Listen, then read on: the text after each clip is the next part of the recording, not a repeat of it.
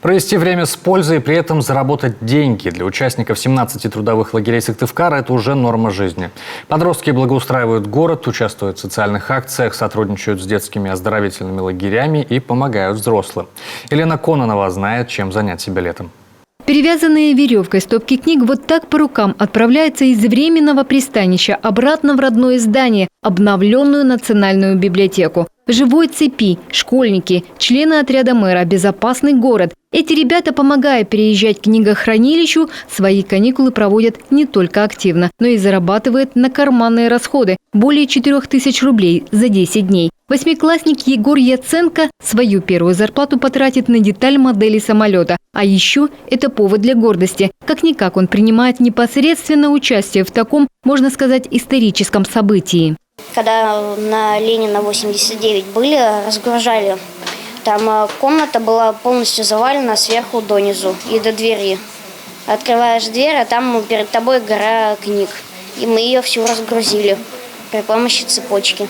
Здесь на Катаева трудится одна смена. Вторая смена к работе приступит уже после обеда на Советской. И так ежедневно, по 2 часа. Впрочем, у профильного лагеря есть и другие задачи. Поскольку отряд профильный, предусмотрены различные мероприятия у ребят, в течение их рабочего периода времени по комплексной безопасности. И они состоятся у нас на 2-й неделе, со следующей недели. Партнерами мероприятий будут ГИБДД и МЧС.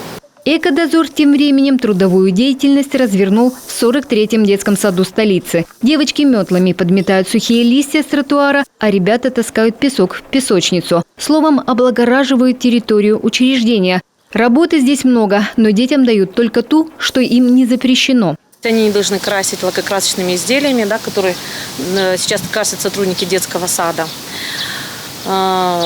Носить большие какие-то предметы, то есть заниматься именно в детском садике, переносить кровати и так далее и тому подобное. А в лагере юных умников с утра до 2 часов дня сплошные развлечения. Мастер-классы, спортивные игры, танцы. А еще создают модели самолетов, изучают мир кино и даже проводят научные опыты. И некоторые ребята пришли даже с 1-й смены, то есть они и 2-ю смену, и, может быть, скорее всего, придут и в августе на нашу площадку. Потому что мы познаем мир, окружающий мир, изучаем предметы биология, химия, физика через игру, через творчество. Всего этим летом в Сыктывкаре запланирована работа 37 оздоровительных лагерей с небывалым охватом ребят – более 7000 детей. Это в 2 раза больше, чем прошлые годы. Все это стало возможным благодаря новому подходу организации смен. Если раньше у нас была смена только в течение 21 дня, и мы на эту смену могли принять только 1 ребенка. А так как у нас все-таки достаточно многие родители уезжают, и это не всегда было удобно. И поэтому ребенок, например, полмесяца находился дома, не занятый, а потом и он никуда не мог попадать. Поэтому мы изменили подходы. У нас в июне месяце были лагеря продолжительностью смен 10 дней, 14 дней. То есть у нас там, где мы могли уложиться, то есть у нас было по 2 смены, но при этом мы не увеличили стоимость.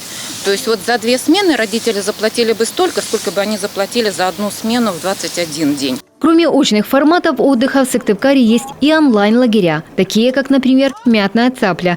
Так юные жители столицы могут участвовать в квизах, тренингах, кулинарном шоу, не выходя из дома. Елена Кононова, Вячеслав Беспалов, телеканал «Юрган».